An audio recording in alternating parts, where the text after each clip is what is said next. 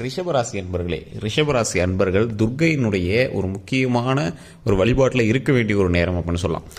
ஒரு புதுப்பிக்கக்கூடிய ஒரு வருடமாக வரக்கூடிய வருடங்கள் உங்களுக்கு அமைய போகுது. புதுப்பிக்கக்கூடிய வருடம்னா என்ன சார்? அதுவும் இந்த 12 நாட்கள் அப்படி என்ன ஒரு ப்ளஸ் பாயிண்ட் அப்படின்னு கேட்டிங்கன்னா, உங்களுடைய வாழ்க்கையில் நீங்கள் செய்த தவறுக்கான ஒரு எப்படி சொல்கிறது, அதுக்கான தண்டனைன்னு கூட சொல்ல முடியாது. அந்த தவறை திருத்திக்கிறதுக்கான உங்களுக்கு ஒரு வாய்ப்பு கிடைக்கும் பார்த்தீங்களா, அந்த வாய்ப்பு இப்போ நீங்கள் எடுத்து நீங்கள் வந்து பண்ணீங்க அப்படின்னா உங்களோட லைஃப் வந்து நல்லாயிருக்கும் அப்படின்னு சொல்லக்கூடிய ஒரு முக்கியமான காலகட்டம் இப்போ வருது.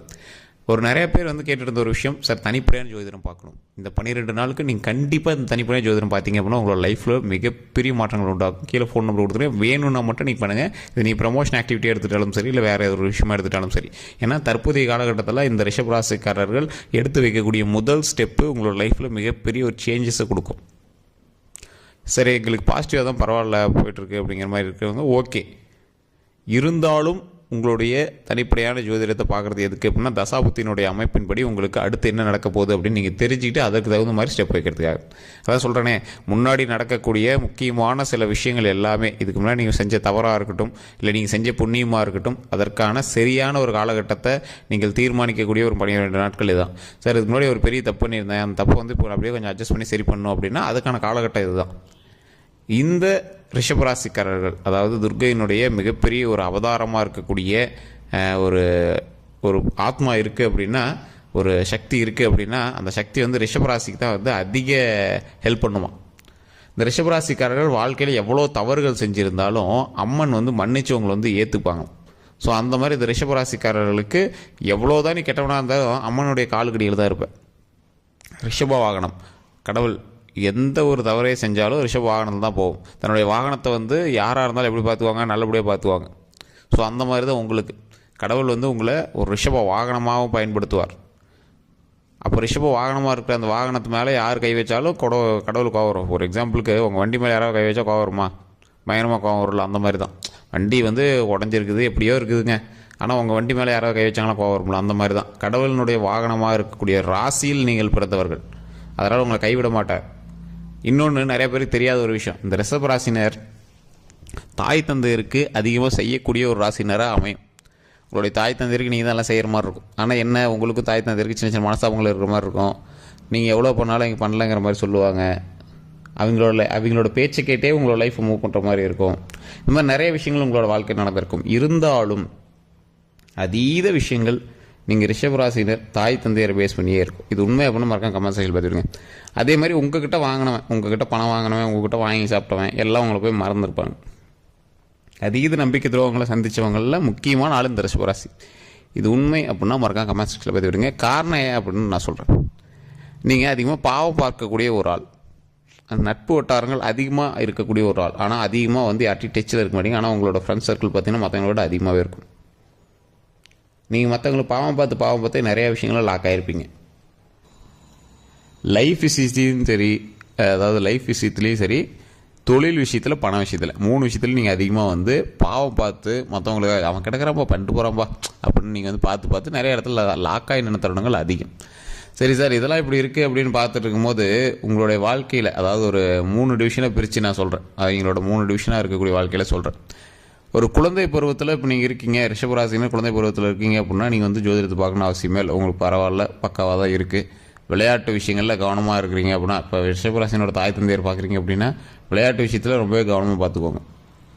வெளியே போகிறாங்க, தண்ணி சம்மந்தப்பட்ட விஷயங்களில் கவனமாக பார்த்துக்கோங்க, தீ சம்மந்தப்பட்ட விஷயத்தில் கவனமாக பார்த்துக்கோங்க. 2 விஷயத்தில் கவனமாக இருந்துட்டீங்க அப்படின்னா போதுமானது. உடல் ஆரோக்கியத்தில் கவனம் தேவை.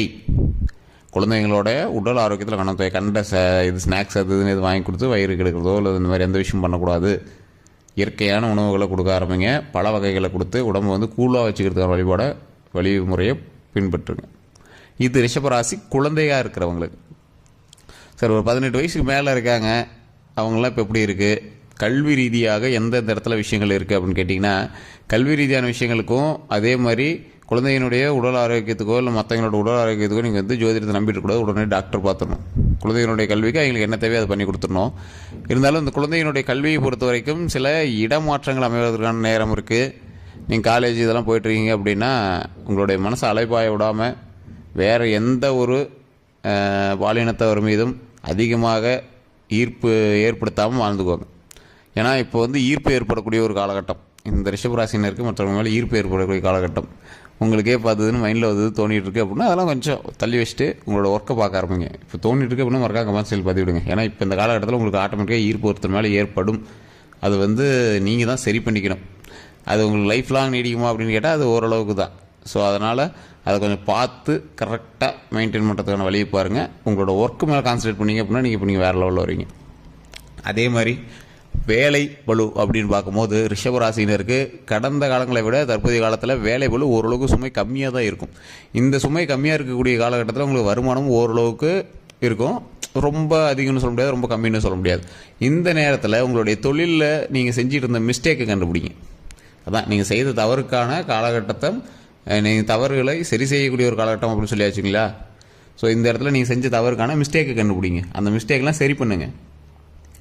தவறுகளை சரி செய்து தீயிலிருந்து வெளியே வரக்கூடிய ஃபீனிக்ஸ் பறவை போல் வெளியே வாங்க. சார் இந்த விஷயத்தை மிஸ்டேக் பண்ணியிருந்தேன் சார், இந்த வாரம் நீங்கள் சொல்லியிருந்தீங்க ஜோதிடத்தின்படி சரி செய்யக்கூடிய காலகட்டம்னு சொல்லியிருந்தீங்க, அந்த இடத்துல நான் சரி பண்ணேன், இனிமேல் பயங்கரமாக இருக்குது சார், உண்மையாலுமே சின்ன சின்ன மாற்றங்கள் தெரிய ஆரம்பிக்கும் சார் அப்படின்னு நீங்கள் வந்து அடுத்த வாரத்தில் நீங்கள் கமெண்ட் செக்ஷனில் பதிவிடுவீங்க. இது உண்மை சார், நான் ஒன்றும் பொய் சொல்ல. இந்த விஷயம் நீங்கள் செஞ்சு பாருங்கள். இந்த காலகட்டத்தில் நீங்கள் செய்யக்கூடிய கரெக்ஷன்ஸ் எல்லாமே உங்களுடைய வாழ்க்கையவே கரெக்ட் பண்ணி கொடுக்கும். தொழில் ரீதியாக நீங்கள் முதலீடு செய்பவர்கள் என்றால் அதீத முதலீடு தற்போதைய காலகட்டம் உங்களுக்கு செட்டே ஆகாது. கூட்டுத் தொழில் இந்த டைமில் ரொம்ப ஜாக்கிரதையாக இருக்க வேண்டிய நேரம். மற்றபடி வருமானத்திற்கான ஒரு காலகட்டம் தான். பழசை கம்பேர் பண்ணும்போது சோசியல் மீடியா ஆக்டிவிட்டீஸு மற்ற மாதிரி தொழில் கலை டிஜிட்டல் சம்மந்தப்பட்டவங்களுக்கு ஓரளவுக்கு பரவாயில்லையாகவே இருக்கும். ஆனால் பெரிய லாபம்னு சொல்ல முடியாது, மீடியம் சைஸு பரவாயில்லையா இருக்கும். லாபம் ஒன்றும் பெரிய மிஸ்டேக்லாம் கிடையாது, ரொம்ப லாஸும் கிடையாது, நல்ல ஓரளவுக்கு ஹைப்பில் தான் இருக்கும், நல்ல லாபத்தில் தான் இருக்கும். அதே மாதிரி இந்த ராசினர் பொறுத்த வரைக்கும் கல்வி சம்மந்தப்பட்ட தொழில் சம்மந்தப்பட்ட எந்த ஒரு விஷயத்துக்குமே நீங்கள் வந்து இறை வழிபாடு கண்டிப்பாக தேவை. ரிஷப ராசினருக்கு ஏதோ ஒரு வகையில் டிவோஷனல் சம்மந்தப்பட்டவங்க நீங்களாம், அதாவது கடவுளினுடைய நேரடி வாரிசு மாதிரி நீங்களாம். ஸோ நீங்கள் என்ன பண்ணணும் அப்படின்னா கடவுள்கிட்ட எப்பயும் வணங்கிட்டே இருக்கணும். தாய் தந்தையர் வணங்குற மாதிரி நீங்கள் கடவுள்கிட்ட வணங்கிட்டே இருக்கணும். தாய் தந்தையரும் உங்களுக்கு மறுதெய்வம் அப்படிங்கிறது மறந்துடாதீங்க. ஸோ இந்த ரிஷபராசினர் நவதுர்கை வழிபாடு எப்போவுமே பண்ணணும். இப்போ இல்லை, எல்லா மாதத்துக்குமே நீங்கள் எந்த கடவுளை எந்த காலகட்டங்கள் நீங்கள் வழங்கினீங்க அப்படின்னாலும் உங்களுடைய குலதெய்வம் நவதுர்கை அம்மன் வழிபாடும் உங்களுக்கு ரொம்ப ரொம்ப நல்லது. ஓம் நவதுர்கையே போற்றி, ஓம் நவதுர்கையே போற்றி, ஓம் நவதுர்கையே போற்றி அப்படின்னு மறக்காம கமெண்ட் செக்ஷனில் 3 டைம் பதிவிட்டுட்டு எப்போ ஃப்ரீ டைம் கிடைக்குதோ சரி அந்த டைமில் துர்கை அம்மனை போய் சந்திங்க. அந்த இடத்துல ஒரு 2 நெய்வலுக்கு ஏற்றி அம்மன் கிட்ட நின்று வழிபட்டு முடிஞ்சால் அதுக்கு முன்னாடி உட்காந்து ரைட் சைடில் உட்காந்து அம்மன் கிட்ட பேசுங்க. உங்கள் அப்பா அம்மா கிட்ட உங்களுடைய குறையை சொன்னால் நீங்கள் எப்படி சொல்லுவீங்களோ அது மாதிரி உட்காந்து பேசுங்க. உங்களுடைய லைஃப்பில் இருக்கிற அத்தனை குறைகளும் தீரும். அவ்வளோ பெரிய பவர் துர்கை அம்மன் கிட்ட. நிறைய பேருக்கு தெரியாத விஷயம், நான் நிறைய வீடியோவில் சொல்லியிருப்பேன். அரசர்கள் அவங்க வென்று வரணும் அப்படிங்கிறதுக்காக கோயிலை சுற்றி வரும்போது மிகப்பெரிய சக்திகளை எல்லாத்தையும் சின்னதாக சிலையாக செஞ்சு கோயிலை சுற்றி வச்சுருப்பாங்க. எல்லா கோயிலையும் பார்த்துருக்கோம் துர்கை அம்மன் சிலை சின்னதாக இருக்கும். ஆனால் உலகிலேயே மிகப்பெரிய ஒரு சக்தி இருக்குது அப்படின்னா அந்த சக்திகளில் ஒரு சக்தி இந்த துர்கை அம்மன். நவதுர்கை அப்படிங்கிறது 9 வகையான வடிவங்களில் இருக்கக்கூடிய துர்கை அம்மன் வழிபாடு. ஸோ இந்த நவதுர்கை வணங்கும் போது 9 வகையான துர்கைகள் நீங்கள் வணங்குற மாதிரி ஒவ்வொரு துர்கை அம்மனும் ஒவ்வொரு வகையான செயலுக்கு உங்களுக்கு உறுதுணையாக இருப்பாள். அதனால தான் 9 வகையான துர்கையும் நவதுர்கைன்னு சொல்கிறோம். அந்த நவதுர்கை வழிபாடு ஒன்றும் பெரிய இது இல்லை. உங்களுக்கு 10 செகண்ட் நீங்கள் வேஸ்ட் பண்ணுறீங்க, 10 செகண்ட் நீங்கள் வாயில் சொல்கிறீங்க, 10 செகண்ட் உங்களுடைய ப்ராப்ளத்தை சொல்லி அதை சால்வ் பண்ணுறீங்க, அவ்வளோதான். அதே மாதிரி நீங்கள் இறை வழிபாடு பண்ணும்போது அந்த சாமிகிட்ட வணங்கும் போது இதை செய்யணும் அதை செஞ்சு கொடு அப்படின்னு வேண்டுங்க. நெகட்டிவாக எதுவும் வேண்டாதீங்க. ஒரு எக்ஸாம்பிளுக்கு நமக்கு வந்து கடனை அடைக்கணும். ஸோ கடனை அடைக்கணும் வேண்டக்கூடாது. எனக்கு நிறைய லாபத்தை கொடு, நிறைய வருமானத்தை கொடு, சந்தோஷத்தை கொடு, நிம்மதியை கொடு, உடல் ஆரோக்கியத்தை கொடு. இப்படி தான் நம்ம வந்து இறைவன்கிட்ட வணங்கணும். இதே மாதிரி இறைவன் நமக்கு கொடுப்பார், நல்ல விஷயங்களை கொடுப்பார், நிறைய சக்திகளை கொடுப்பார், அதுக்கு தகுந்தாற் போல் வருமானத்தை கொடுப்பார். அந்த வருமானத்தை வச்சு நம்மளுடைய பிரச்சனைகளை சரி செய்வார். நிறையா பேர் போய் கடவுள்கிட்ட அழுது வேண்டது ரொம்ப தவறு. கடவுள்கிட்ட போய் முதல்ல அழுவே கூடாது. கோவிலில் போய் சாமிகிட்ட அழுவே கூடாதுங்க. இது நிறையா பேர்த்துக்கு தெரியாத ஒரு விஷயம். கோவிலில் போய் சாமிகிட்ட அழுகக்கூடாது, அழுது வேண்டக்கூடாது. அது சாமி பிளாக்மெயில் பண்ணுற மாதிரி. சாமி வந்து அழுகிறீங்கன்னு பக்கத்துலேயே சேர்த்தாது. அது வந்து ஆறா, மிகப்பெரிய சக்தி வாய்ந்த ஆறா. மனநிறைவான இறை வழிபாடு தான் எப்போவுமே தேவை. அதுதான் கடவுளுக்கும் தேவை, கோவிலுக்கும் தேவை. கோவிலுங்கிறது ஒரு புனிதமான ஆகம விதிப்படி கட்டப்பட்ட ஒரு சக்தி வாய்ந்த ஆலயம். அந்த இடத்துல நீங்கள் போய்ட்டு அழுதுட்டு வேண்டக்கூடாது. ஸோ இப்போ நான் சொன்ன விஷயங்களை மைண்டில் வச்சுக்கோங்க. உடல் ஆரோக்கியமாக வச்சுக்கிட்டு தெய்வ வழிபாடு பண்ணிங்க அப்படின்னா ஆட்டோமேட்டிக்காக ரிஷபராசிக்காரர்களுக்கு வரக்கூடிய காலகட்டங்கள் அமைதியான ஆரோக்கியமான காலகட்டங்கள் அமையும். அந்த முக்கியமாக நான் சொன்ன ஒரே விஷயம், ரிஷபராசிக்காரர்கள் கவனம் தேவை. தொழிலையும் சரி உடல் ரீதியாகவும் சரி செய்த தவறுகளை திருத்தக்கூடிய ஒரு காலகட்டம் அப்படின்னு சொல்லிட்டேன். ஸோ அதனால் எந்த தவறு பண்ணியிருந்தாலும் அதற்கான சரி பண்ணுதல் விஷயத்தை இப்படி நீங்கள் பண்ணுங்கள்.